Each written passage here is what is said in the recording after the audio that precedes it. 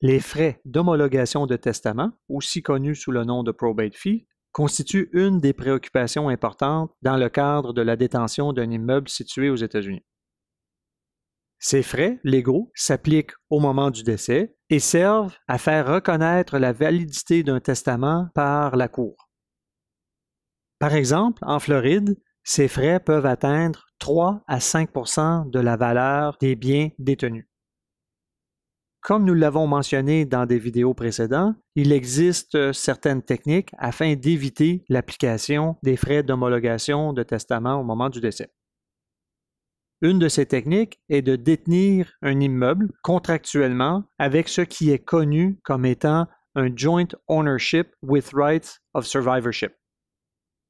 Ce contrat fait en sorte que lorsque deux personnes acquièrent un immeuble ensemble, au moment du premier décès, la portion de l'immeuble détenu par le décédé sera transférée automatiquement au deuxième copropriétaire. Puisque le transfert ne s'effectue pas par testament, les frais d'homologation de testament ne s'appliquent pas sur les immeubles transférés par contrat de joint ownership with right of survivorship. Aussi, les actifs pour lesquels il y a un bénéficiaire désigné éviteront le probate américain. Par exemple, un contrat d'assurance vie aux États-Unis avec un bénéficiaire désigné permettra d'éviter le probate. L'outil le plus fréquemment utilisé pour éviter le probate est la fiducie. Un bien détenu en fiducie évitera systématiquement le système de probate américain.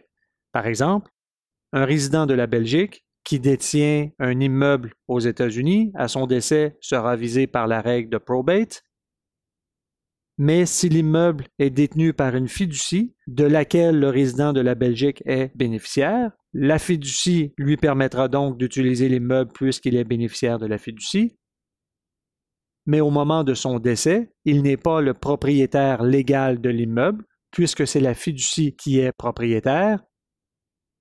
Ainsi, les frais d'homologation de testament ne s'appliqueront pas.